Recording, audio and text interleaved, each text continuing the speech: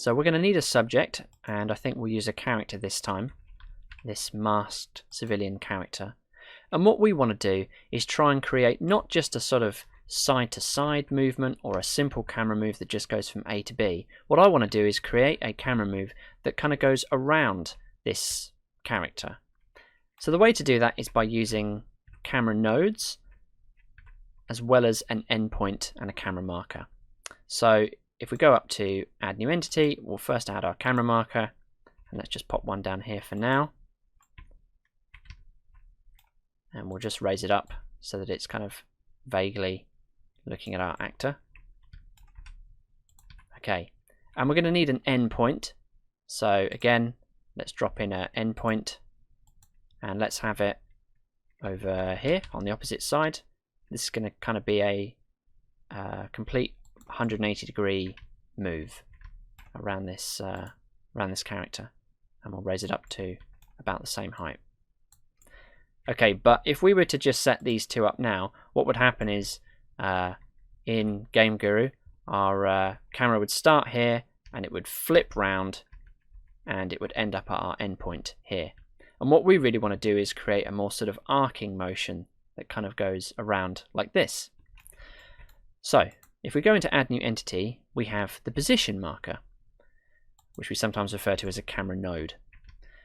And what we can do is create a few of these and name them in a specific way so that CineGuru knows to make our camera travel to each of these points en route to that endpoint. So I'm just going to drop in a couple now. So we'll put one here, and we'll put one back here, and we'll put one here. And we can probably finesse the position a little bit later on, but for the purposes of demonstration, that's probably good enough. So first let's name our camera marker. So go into properties. So we're going to call it cam1. Now film time works a little bit differently when you're working with camera nodes. So if you're working with just an endpoint, the film time is the time that it takes for the camera to travel to that endpoint. But if you're working with nodes, the film time is the time it takes to travel to the next node. So you have to keep that in mind. So if I say that the film time is 2000, which is 2000 milliseconds, what that means is it's going to take 2 seconds to travel from here to our first camera node. And so when you're working out the length of your shots, you have to kind of add up the length of time for each section of the journey. So let's just complete the name. So fade time, we'll leave that at 0, and we'll keep the frame of view the same throughout. We'll just keep it at 1990. And there is no next camera at the moment, so we'll just apply changes. Now we'll set up our first camera node. So the first thing we need to know is the name of the camera that this is a node for. So we called our camera cam1. Now we need to know the number that it is, the node number within the sequence.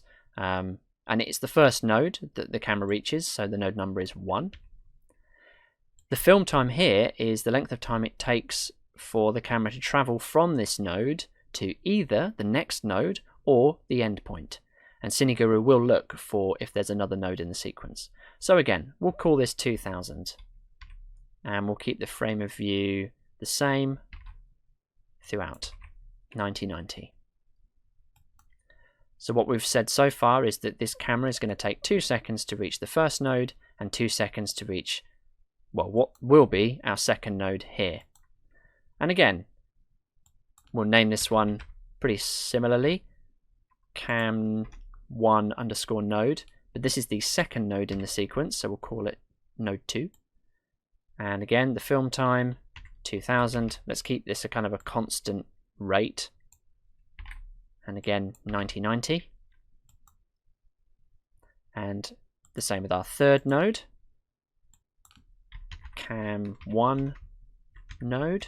It's the third node in our sequence, and it's going to take 2 seconds to travel from here to the next node or endpoint. In this case, it will be an endpoint. And again, we'll keep the we'll keep it 90/90 throughout. If we wanted to add a little zoom in at the end, you'd just pick a smaller number. So I suppose we could put in something like 60, and you'll get a little kind of zoom in just at the very last section here as we're kind of traveling from this node to our endpoint. And then with the endpoint, again, as we've seen before, you would just add the name of the camera underscore endpoint. The fade time is a little fade to black at the end.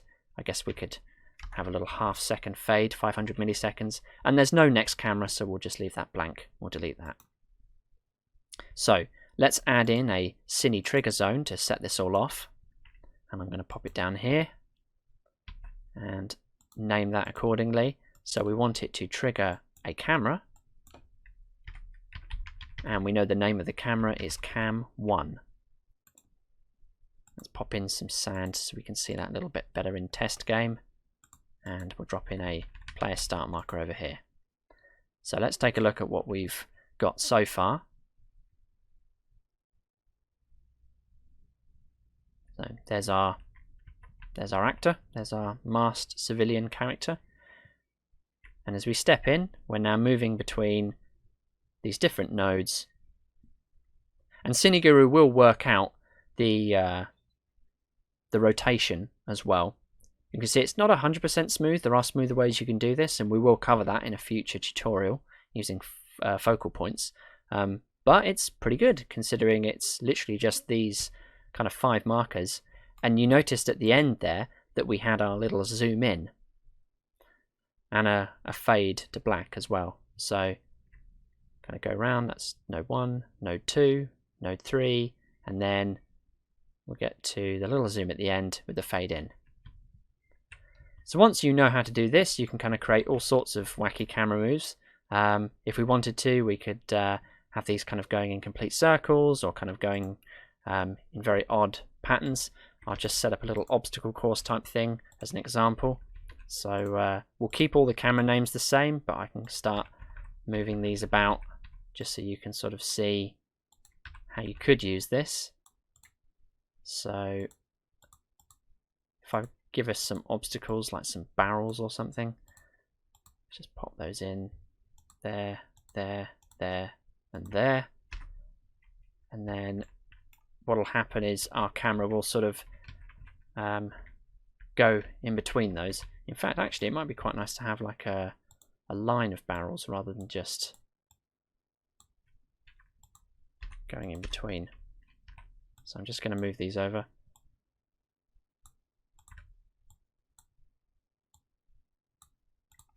There we are. So what will happen now is our camera will sort of dance in and out of the barrels. Just make that a little bit more of a line.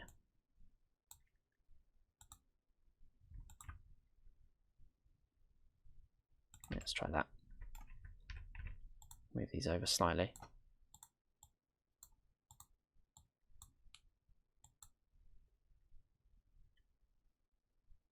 Now, of course, they're all pointing in the same direction this time, so there won't be any kind of...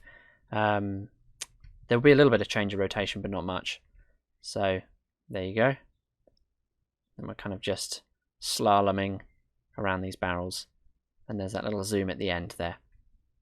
So that's how you create complex camera movements with CineGuru.